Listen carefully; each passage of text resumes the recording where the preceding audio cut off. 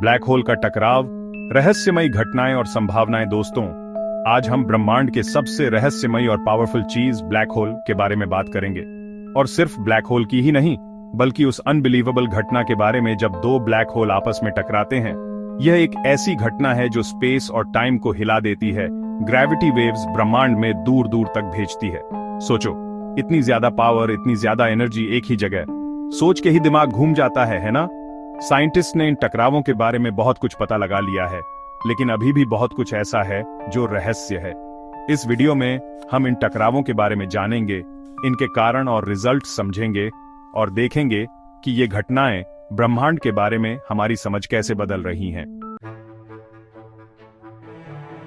Black hole का टकराव, जाने माने फैक्ट्स। तो सबसे पहले आइए समझते हैं कि जब दो ब्लैक होल टकराते हैं तो असल में क्या होता है। जब दो ब्लैक होल एक दूसरे के पास आते हैं तो वे एक दूसरे के चारों ओर गोल गोल घूमने लगते हैं। ये लाखों या अरबों साल तक चल सकता है। जैसे जैसे ये ब्लैक होल करीब आते हैं, उनकी स्पीड बढ़ती जाती है और उनके बीच का डिस्टेंस कम होता जाता है। इसमें वे बहुत सारी एनर्जी निकालते हैं जो ग्रेविटी वेव्स के रूप में स्पेस और टाइम में फैलती है। आखिर में दोनों ब्लैक होल टकराते हैं और इससे बहुत ज्यादा एनर्जी निकलती है। यह एनर्जी लाइट, हीट और मैटर के रूप में दिखाई दे सकती है और यह इतनी पावरफुल होती है कि अरबों लाइट ईयर्स दूर से भी दिखाई दे सकती है। एक इंटरेस्टिंग बात यह है कि टकराव में मास बराबर नहीं रहता।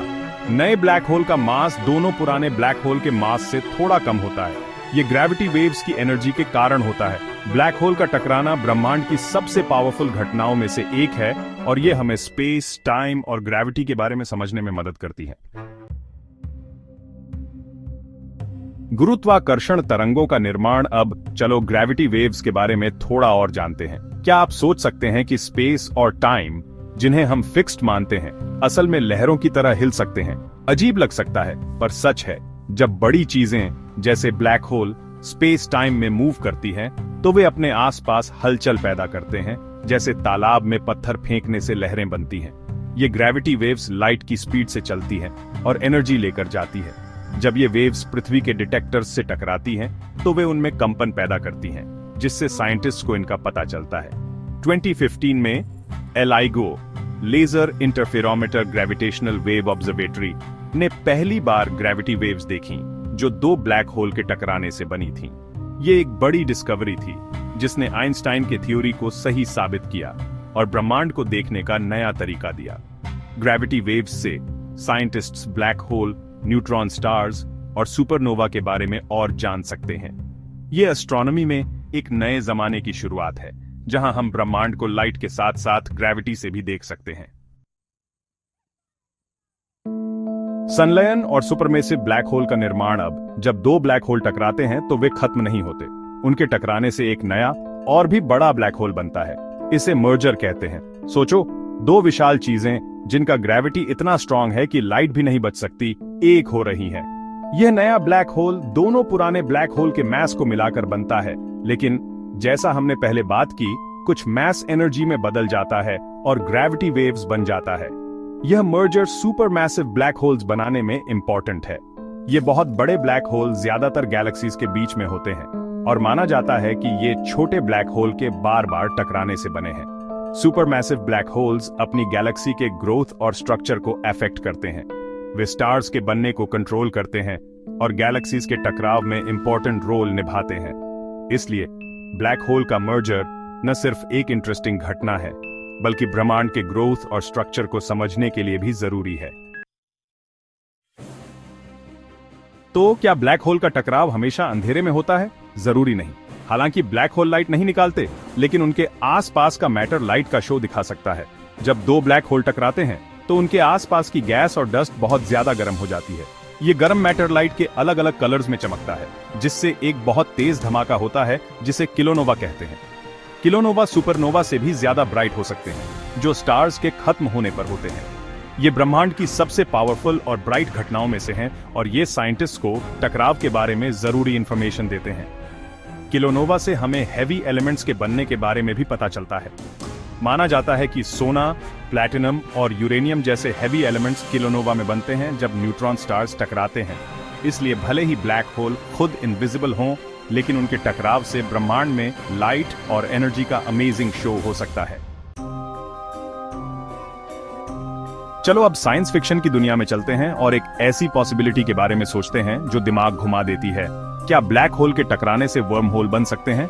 वर्म होल, जिन्हें स्पेस टाइम टनल्स भी कहते हैं, थियोरेटिकली स्पेस टाइम के दो अलग अलग पॉइंट्स को जोड़ सकते हैं, जिससे ब्रह्मांड में फास्ट ट्रैवल पॉसिबल हो सकती है। सोचो, अगर हम एक ब्लैक होल में जाएं और ब्रह्मांड के दूसरी तरफ या किसी और ब्रह्मांड में ही निकल आएं। हालांकि वर्म होल अभी थियोरेटिकल हैं और इनका कोई प्रूफ नहीं है, लेकिन कुछ फिजिसिस्ट मानते हैं कि ब्लैक होल के टकराने से जो एक्सट्रीम ग्रेविटी बनती है वो वर्म होल बनाने के लिए सही हो सकती है। लेकिन ये अभी सिर्फ गैस है। अभी हमारे पास यह जानने के लिए काफी प्रूफ नहीं है कि वर्म होल होते भी हैं या नहीं, और अगर होते हैं तो क्या वे ब्लैक होल के टकराने से बनते हैं। फिर भी यह पॉसिबिलिटी एक्साइटिंग है और हमें ब्रह्मांड के सीक्रेट्स की याद दिलाती है। ब्रह्मांड के सबसे बड़े रहस्यों में से एक है डार्क मैटर, एक इनविजिबल चीज जो ब्रह्मांड के लगभग 85% पार्ट का निर्माण करती है। हम जानते हैं कि डार्क मैटर है क्योंकि यह गैलेक्सीज पर ग्रेविटी का इफेक्ट डालता है, लेकिन हम इसे सीधे नहीं देख सकते क्योंकि यह लाइट के साथ रिएक्ट नहीं करता। कुछ साइंटिस्ट्स मानते हैं कि ब्लैक होल का टकराना डार्क मैटर बनाने या फैलाने में रोल निभा सकता है। जब दो ब्लैक होल टकराते हैं तो वे स्पेस टाइम में बहुत ज्यादा डिस्टर्बेंस पैदा करते हैं, और हो सकता है कि ये डिस्टर्बेंस डार्क मैटर पार्टिकल्स बनाए या छोड़े। लेकिन यह अभी एक थ्योरी है, और डार्क मैटर कहां से आता है और क्या है, यह कॉस्मोलॉजी और पार्टिकल फिजिक्स के सबसे बड़े अनसॉल्व्ड क्वेश्चंस में से एक है। हमें डार्क मैटर के बारे में और जानने के लिए और रिसर्च और ऑब्जर्वेशन की जरूरत है, और यह समझने के लिए कि क्या ब्लैक होल का टकराना इस रहस्य को सुलझाने में कोई मदद करता है। क्या आप जानते हैं कि ब्लैक होल हमेशा के लिए नहीं रहते? फेमस फिजिसिस्ट स्टीवन हॉकिंग ने बताया था कि ब्लैक होल धीरे धीरे एनर्जी खोते हैं, जिसे हॉकिंग रेडिएशन कहते हैं। हॉकिंग रेडिएशन क्वांटम मैकेनिक्स के कारण होती है, जो ब्लैक होल के एज पर पार्टिकल्स के बनने और खत्म होने के बारे में बताती है। कभी कभी एक पार्टिकल ब्लैक होल में गिर जाता है और दूसरा बच जाता है, जिससे ब्लैक होल धीरे धीरे मैस और एनर्जी खोता है। यह बहुत स्लो प्रोसेस है, और एक नॉर्मल ब्लैक होल को पूरी तरह खत्म होने में ब्रह्मांड की एज से भी ज्यादा टाइम लगेगा। लेकिन हो सकता है कि ब्लैक होल का टकराना हॉकिंग रेडिएशन की स्पीड को अफेक्ट करे। जब दो ब्लैक होल टकराते हैं तो उनका ग्रेविटी बहुत स्ट्रांग हो जाता है, और यह हॉकिंग रेडिएशन को बढ़ा सकता है। लेकिन यह अभी थियोरेटिकल है और इसका कोई प्रूफ नहीं है।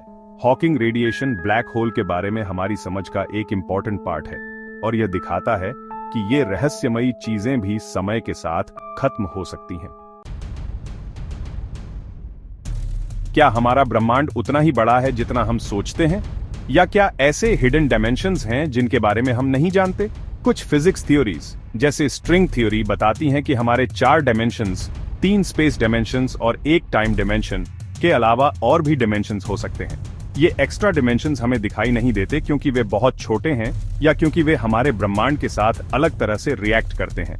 लेकिन कुछ साइंटिस्ट्स मानते हैं कि ब्लैक होल का टकराना इन हिडन डायमेंशंस को ढूंढने का एक तरीका हो सकता है। जब दो ब्लैक होल टकराते हैं तो वे स्पेस टाइम में इतनी ज्यादा डिस्टर्बेंस पैदा करते हैं कि वे शायद इन एक्स्ट्रा डायमेंशंस के साथ रिएक्ट कर सकते हैं। यह रिएक्शन ग्रेविटी वेव्स में दिखाई दे सकती है, जो हमें इन हिडन डायमेंशंस के होने के बारे में बता सकती है। अगर हमें एक्स्ट्रा डायमेंशंस मिलते हैं तो यह फिजिक्स में एक बहुत बड़ी डिस्कवरी होगी, जो ब्रह्मांड के बारे में हमारी समझ को पूरी तरह बदल देगी।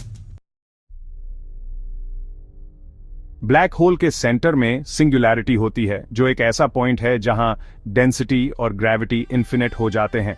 यहां फिजिक्स के रूल्स टूट जाते हैं और हम नहीं जानते कि सिंगुलैरिटी के अंदर क्या होता है। जब दो ब्लैक होल टकराते हैं तो उनकी सिंगुलैरिटी मिल जाती है, जिससे एक नई और भी बड़ी सिंगुलैरिटी बनती है। यह प्रोसेस बहुत कॉम्प्लिकेटेड है और अभी हमारी समझ से बाहर है। कुछ थ्योरीज कहती हैं कि सिंगुलैरिटी एक पॉइंट नहीं बल्कि बहुत डेंस मैटर या एनर्जी का एरिया हो सकता है। दूसरी थ्योरीज कहती हैं कि सिंगुलैरिटी एक गेट हो सकता है जो हमें ब्रह्मांड के दूसरे पार्ट्स या दूसरे ब्रह्मांडों में ले जा सकता है। लेकिन सिंगुलैरिटी अभी भी एक रहस्य है और यह फिजिक्स और कॉस्मोलॉजी के सबसे बड़े अनसॉल्व्ड क्वेश्चंस में से एक है। हमें सिंगुलैरिटी के बारे में और जानने के लिए नए फिजिक्स थ्योरीज और पावरफुल टेलीस्कोप्स की जरूरत है। ब्लैक होल का टकराना सिर्फ ग्रेविटी वेव्स ही नहीं बनाता, बल्कि स्पेस टाइम में भी बहुत बड़ा अपहीवल पैदा करता है। टकराव के बाद नया ब्लैक होल लाइट की स्पीड के काफी हिस्से पर स्पेस में मूव कर सकता है, जिससे आसपास के स्टार्स और गैस पर ग्रेविटी का इफेक्ट पड़ता है। इसके अलावा टकराव से बनने वाली powerful gravity waves space time को खींच और दबा सकती है, जिससे मेमोरी इफेक्ट होता है। इसका मतलब है कि टकराव के बाद भी स्पेस टाइम अपनी ओरिजिनल पोजीशन में वापस नहीं आता, और यह डिस्टॉर्शन फ्यूचर ऑब्जर्वेशंस को अफेक्ट कर सकता है। ब्लैक होल के टकराव से होने वाला अपहीवल गैलेक्सीज के ग्रोथ और स्ट्रक्चर को भी अफेक्ट कर सकता है। जैसे टकराव से गैलेक्सीज के सेंटर्स से गैस और स्टार्स बाहर निकल सकते हैं, जिससे स्टार्स बनना रुक सकता है या गैलेक्सीज का शेप बदल सकता है। इसलिए ब्लैक होल का टकराना ब्रह्मांड में दूरगामी रिजल्ट्स वाली बहुत पावरफुल घटनाएं हैं। तो दोस्तों, ब्लैक होल का टकराना ब्रह्मांड की सबसे अमेजिंग और रहस्यमयी घटनाओं में से एक है। यह न सिर्फ ग्रेविटी वेव्स से ब्रह्मांड को समझने में हमारी मदद करता है, बल्कि इससे जुड़े अनसॉल्व्ड क्वेश्चंस इंसानों के लिए नई डिस्कवरीज के दरवाजे खोलते हैं। कौन जानता है कि फ्यूचर में इन टकरावों के बारे में और क्या क्या पता चलेगा। क्या हम वर्म होल का होना प्रूव कर पाएंगे? क्या हम डार्क मैटर कहां से आता है यह समझ पाएंगे? या शायद हम ब्रह्मांड के बारे में कुछ ऐसा डिस्कवर करेंगे जिसका हमने कभी सोचा भी नहीं था। आप क्या सोचते हैं? क्या ब्लैक होल के टकराने से फ्यूचर में और बड़ी साइंटिफिक डिस्कवरीज हो सकती हैं? नीचे कमेंट्स में जरूर बताएं। थैंक्स।